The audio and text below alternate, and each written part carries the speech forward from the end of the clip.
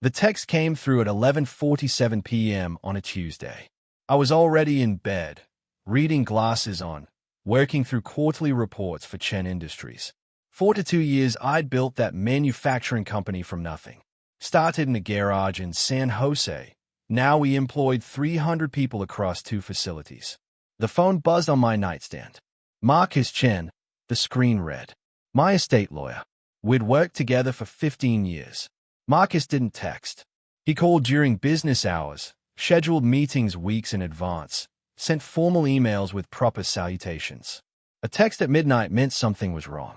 David, I need to see you tomorrow morning. 8 a.m., my office. Come alone. Don't tell Angela anything yet. This is urgent. My hand tightened on the phone. Angela, my daughter, my only child, 28 years old, married to Ryan Foster for 3 years, working as a marketing director at some tech startup in Palo Alto. What could Marcus possibly need to tell me about her that required secrecy and urgency at midnight? I typed back, what's wrong? Is she okay? 3 dots appeared, disappeared, appeared again. She's physically fine, but you need to hear this in person. Trust me, David. 8 a.m. sharp. I didn't sleep. I lay in the darkness of my Atherton home, the house I'd bought 20 years ago when the business finally took off, listening to the grandfather clock in the hallway mark each hour. My wife Christina had been dead for 6 years. Cancer. Angela had been 22 then, just graduated from Stanford, devastated by losing her mother. I tried to be everything for her after that. Father, mother, friend, supporter. Paid for her wedding to Ryan when she asked. Beautiful ceremony at a vineyard in Napa. $50,000. Worth every penny to see her smile again after the grief. Given them the down payment for their condo in Palo Alto when they needed it. Another $100,000. Helped Ryan's struggling graphic design business with a loan, $35,000, when he asked for help making payroll. What could Marcus possibly need to tell me? Before we continue, make sure you subscribe to the channel and write in the comments where you're watching this from. We'll love knowing how far our stories are reaching. At 6 a.m., I gave up pretending to sleep. Showered, dressed in slacks and a button-down shirt, made coffee I couldn't taste. The drive to Marcus's office in downtown San Jose took 30 minutes through early morning traffic. His building was glass and steel, 20th floor, bay windows overlooking the city. His receptionist wasn't in yet. Marcus met me at the elevator himself.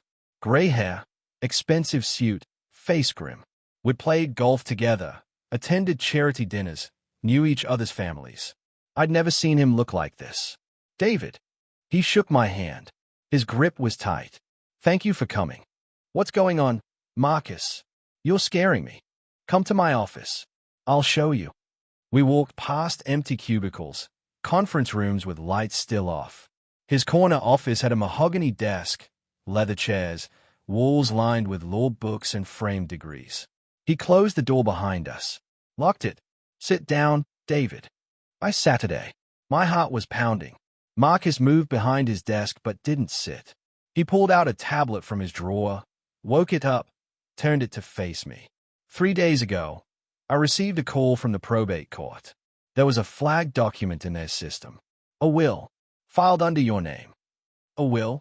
Marcus, you have my will. We updated it last year. I know. This is a different will. A fraudulent one. The room tilted slightly. Someone attempted to file a false will in your name, David. It was sophisticated. Your signature, notary seal, witness signatures, everything looked legitimate. The only reason it got flagged is because I have your real will on file with the same court, and the system caught the duplicate. I stayed at the tablet screen. It showed a legal document. Last will and testament of David Chen. Dated 6 weeks ago. My signature at the bottom looked perfect. My actual signature. I don't understand. Who would? Read the beneficiaries section. I picked up the tablet with shaking hands. Scrolled down. There it was. Primary beneficiary, Angela Chen Foster. To receive the entirety of the estate, including all business interests, properties, accounts, and assets, without restriction or oversight. Secondary beneficiaries, none. My entire estate. Everything. The business, the house, the investment accounts, the life insurance. $38 million in total assets. All to Angela, with no trust structure, no gradual distribution, no protective measures. Just a direct transfer of everything. This isn't my will, I said. My voice sounded far away. I know. But David, there's more. Marcus took the tablet back, pulled up another document. After I was contacted by the probate court, I did some digging. I have a friend who works in banking compliance. I asked him to run a quiet check on your accounts, just to see if anything else seemed off. He showed me a bank statement. My personal checking account. The one I used for daily expenses. The one that typically held about $50,000 for bills and spending money. 2 weeks ago, there was an attempted wire transfer from this account. $150,000. Destination: an LLC called Westbridge Consulting Group, based in Nevada. I never authorized that. I know. Your bank's fraud detection caught it because the amount was so large and the recipient was new. They blocked it and sent you an alert. I tried to remember. 2 weeks ago, had I gotten an alert? I checked my email on my phone constantly, but I got hundreds of messages a day. Business correspondence, spam, newsletters. I might have missed it, I admitted. I get so many emails. If it looked like spam, that's what they were counting on. Marcus pulled up another document. The wire transfer was initiated using your online banking credentials. Someone had your username and password. My stomach dropped. And David, the LLC, Westbridge Consulting Group. I had my investigator run it down. It was registered 6 months ago in Nevada. Single-member LLC. The registered agent is a law firm that specializes in anonymous corporate structures. But my guy has contacts. He found out who owns it. Marcus turned the tablet around again. A business registration form. Westbridge Consulting Group, LLC. Member name, Ryan Foster. The room went silent except for the hum of the air conditioning. Ryan, I said. Angela's husband. Yes. But that doesn't mean. Angela wouldn't. David. Marcus's voice was gentle but firm. I need you to see the rest. He showed me a series of documents. Bank statements for an account I'd never seen before. Joint account. Angela Chen Foster and Ryan Foster. Opened 2 months after Christina died. 6 years ago. Regular deposits. 10,000 here, 15,000 there, 25,000. All from my accounts. My business accounts, my personal accounts, my investment accounts. Small enough not to trigger alerts. Frequent enough to add up. Over the past 6 years, Marcus said quietly, approximately $940,000 has been transferred from your various accounts into this joint account. The transfers were all made using your online banking access. I couldn't breathe. That's impossible. I would have noticed. My accountant would have noticed. Your accountant retired 3 years ago, David. Angela recommended her replacement. Do you remember? I did remember. Angela had sent me a name. Some friend of a friend. Young guy, eager, charged less than my old accountant. I'd been grateful. Thought she was trying to help me save money. His name is Jason Wu. I ran a background check. He graduated from college 5 years ago with a degree in marketing. He's not a licensed CPA. The credentials he showed you were fabricated. The walls were closing in. Angela set me up with a fake accountant. It appears so. Someone who wouldn't catch the discrepancies. Someone who would file your taxes in a way that hid the missing money. I stood up, walked to the window. 20 floors below, the city was waking up. Cars on the highway. People going to work. Normal life. My life was disintegrating. Why? The word came out as a whisper. Why would she do this? I don't know yet. But David, there's one more thing you need to see. I didn't want to see anything else. I wanted to unsee everything I'd already seen. But I turned around. Marcus showed me a recorded conversation. Audio file on his tablet. He pressed play. Angela's voice. Clear. Unmistakable. 3 months, tops. Jason says the new will is perfect. Once it's filed and accepted, we just have to wait. Ryan's voice. And you're sure the old man won't notice? Dad barely checks his accounts anymore. He trusts me completely. Always has. The fake accountant thing worked perfectly. He didn't question a single statement. Laughter. My daughter's laughter. Once the will goes through, everything transfers directly to me. No trust, no restrictions, no waiting. 38 million, Ryan. We can pay off all your debts, buy the house in Tahoe, finally live the life we deserve. What if he doesn't die soon enough? A pause. Then Angela's voice, colder. Then we help things along. It's not that hard. Old man, living alone, could have an accident. Fall down the stairs. Heart attack. Something. I grabbed the edge of Marcus's desk. My knees had gone weak. Where did you get this? Your home security system. You have audio recording in your common areas. Remember? You set it up after Christina died. For safety. Angela and Ryan were at your house for dinner last week. This conversation happened in your kitchen while you were in the bathroom. My own security system. My own home. My daughter planning my murder. I had to involve the police, Marcus said quietly. This isn't just fraud anymore, David. This is conspiracy to commit murder. The next hour passed in a blur. Marcus made calls. 2 detectives arrived. Fraud division, homicide division. They sat across from me in the conference room and walked through everything. The fake will, the wire transfer attempt, the embezzlement, the recorded conversation. They played the audio 3 more times. Each time, I heard my daughter's voice plotting to kill me, and each time it felt less real. Mr. Chen, we need your permission to move forward with this investigation, Detective Sarah Morrison said. Mid-40s, sharp eyes, notebook full of details.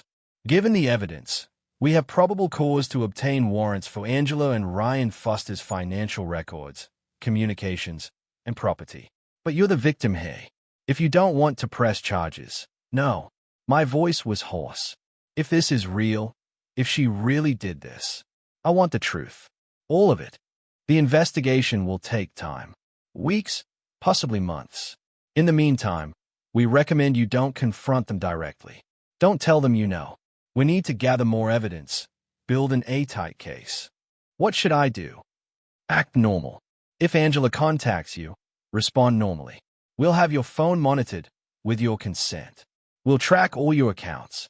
And Mr. Chen, Detective Morrison leaned forward. Change all your passwords. Every account, every login. Do it today.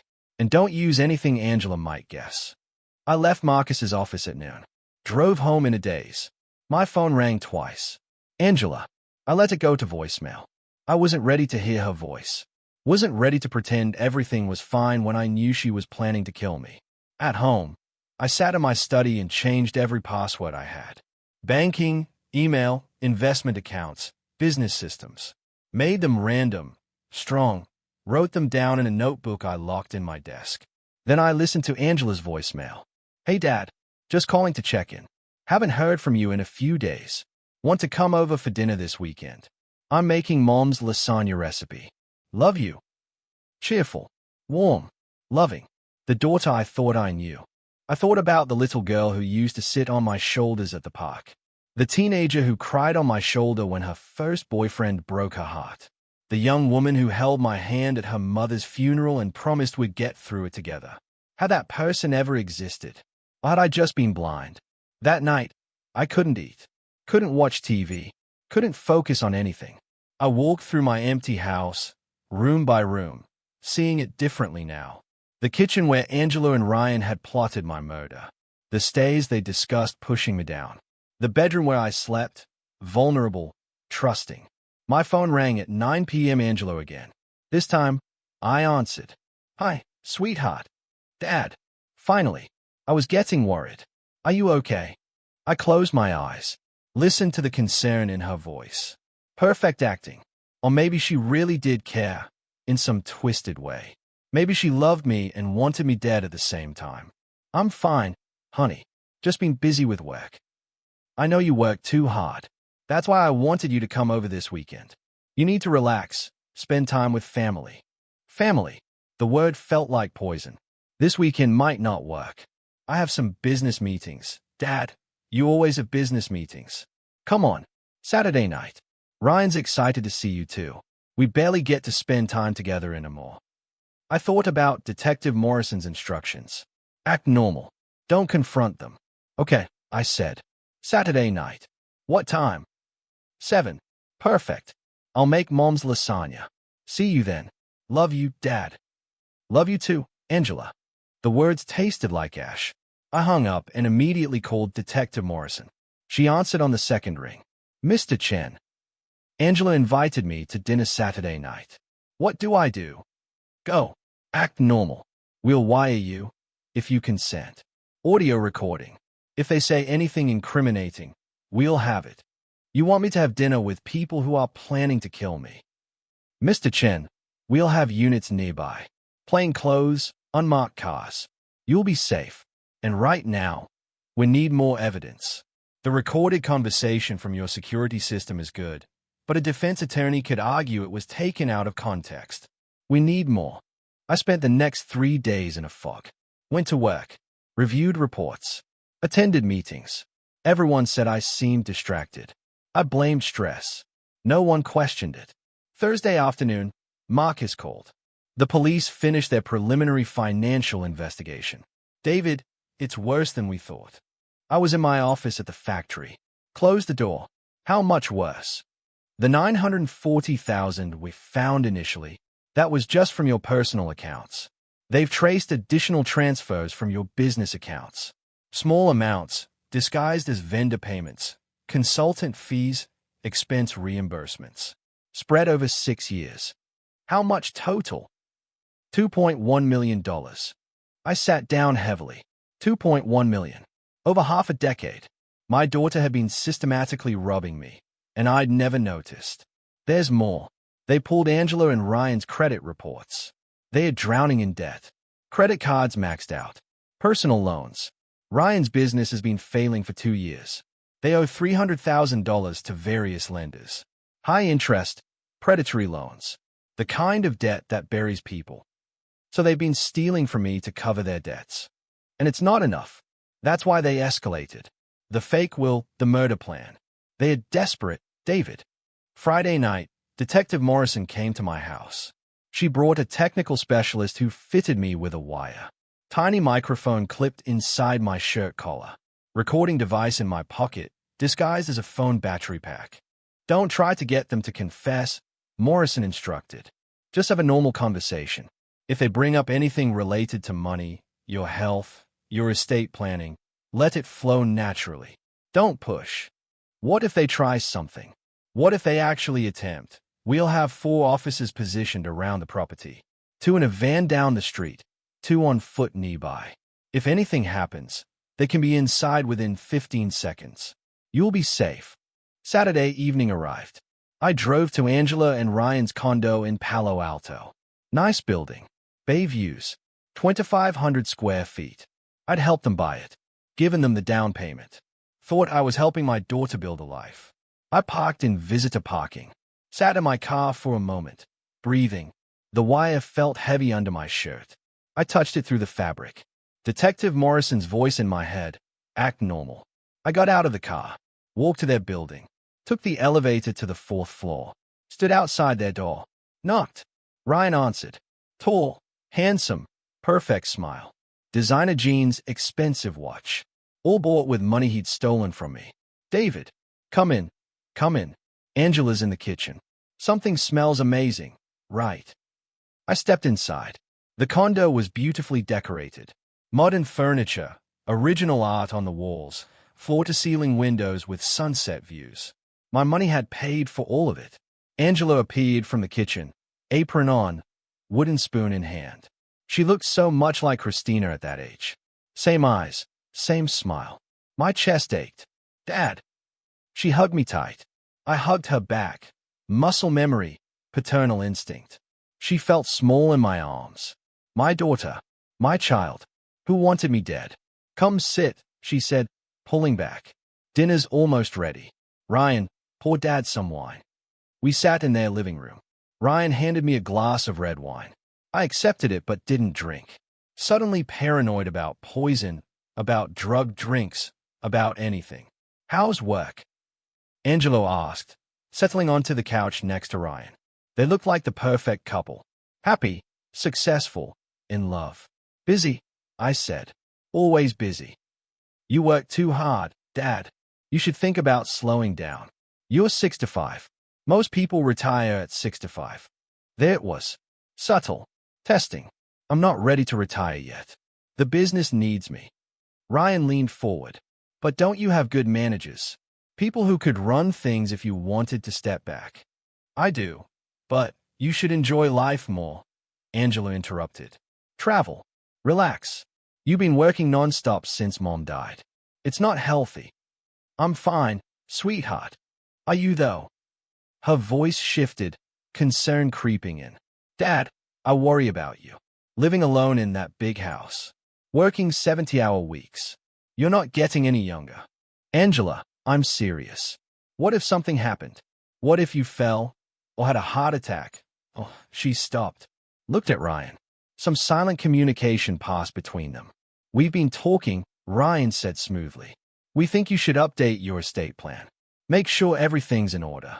You know, just in case. My hands tightened on the wine glass. My estate plan is fine. Marcus handles all that. I know, but when's the last time you reviewed it? Things change. Priorities change. Angela's your only family now. You want to make sure she's taken care of, right? Of course I do. Then maybe we should sit down with Marcus together. The three of us. Review everything. Make sure it's structured in a way that makes sense. No complicated trusts or restrictions. Just simple, direct transfer to Angela. Angela's hand found Ryan's. Squeezed. We just want to help, Dad. Make sure you're protected. That we're all on the same page. The wire pressed against my chest. I could feel my heart pounding. Wondered if the microphone was picking it up. I appreciate the concern, but everything's fine. Marcus knows what he's doing. I'm sure he does, but Angela leaned forward. Dad, have you thought about giving me power of attorney? Just as a precaution. That way, if something did happen, I could handle your affairs. Make medical decisions. Manage the business. It would make things so much easier. There it was. Power of attorney. Control over everything while I was still alive. That's a big step, Angela. I'm your daughter. Who else would you trust? Good question. 6 days ago, I would have said her without hesitation. Now, I trusted her as far as I could throw this building. Let me think about it. Disappointment flashed across her face. Quick, but I caught it. Ryan's jaw tightened. Of course, Angela said, recovering. No pressure. It's just something to consider. For your own peace of mind. The timer went off in the kitchen. Angela stood. Dinner's ready. Come on. We moved to the dining table. Angela brought out the lasagna. It looked exactly like Christina's recipe. Smelled the same. For a moment, I was transported back to Sunday dinners when Christina was alive. When Angela was innocent. When my life made sense. I took a bite. It tasted like nothing. Throughout dinner, they kept circling back. My age. My health. My estate plan. The need for simplicity. The importance of family. Ryan mentioned a friend whose father had died without proper paperwork. How messy it got. How much his friend wished things had been clearer. That won't happen to you, Dad, Angela said, reaching across the table to squeeze my hand. We'll make sure everything's perfect. You just have to trust us. Trust us. I looked at my daughter. Her eyes were warm, loving, genuine. If I didn't know what I knew, I'd believe every word. I do trust you, sweetheart, I lied. After dinner, I claimed exhaustion. Angela walked me to the door. Thanks for coming, Dad. This was nice. We should do it more often. We should. She hugged me again. Held on longer this time. I love you so much. You know that, right? I know, Angela. I love you too. I walked to my car. Didn't look back. Drove 3 blocks before pulling over. My hands were shaking too badly to drive. Detective Morrison called 5 minutes later. We got it all, Mr. Chen. The estate plan discussion, the power of attorney push, the implications about your health. Combined with the previous recording and the financial evidence, we have enough for arrest warrants. When? Monday morning. We'll coordinate with the Fraud Division and the District Attorney's Office. Angela and Ryan will be arrested simultaneously at their home and workplace. And then they'll be charged. Fraud, embezzlement, conspiracy to commit murder. They are looking at serious prison time, David. 10 to 20 years, possibly more. I sat in my car on a quiet Palo Alto street and cried. For the daughter I'd lost. For the life I'd thought we had. For the future that would never exist now. Sunday, I stayed home. Didn't answer Angela's texts. Didn't respond to her cheerful messages about what a nice time she'd had at dinner, how much she loved me, how we should plan another get-together soon. Monday morning, Detective Morrison called at 7 a.m. It's happening now. I turned on the TV, watched the news. At 8:15, breaking story, local couple arrested in elaborate fraud and conspiracy case. No names yet, pending formal charges. My phone rang at 8:30. Angela. Sobbing. Dad. Something crazy is happening. The police are here. They are saying insane things. They are arresting me. I don't understand. Dad, please, you have to help me. I closed my eyes. Angela, they're saying I stole from you. That Ryan and I planned to hurt you. It's not true. None of it's true. Dad, please. Tell them it's a mistake. Tell them I would never. I heard the recordings. Angela. Silence. What? The conversation in my kitchen. About waiting for me to die. About helping things along if I didn't die soon enough. The fake will. The embezzlement. The fake accountant. I know everything. Her breathing changed. The subbing stopped. When she spoke again, her voice was different. Harder. You recorded us. You were planning to murder me. It wasn't serious. We were just talking. Venting. Everyone says things they don't mean. $2.1 million, Angela. Over 6 years. That's not just talk. That money was supposed to be mine anyway.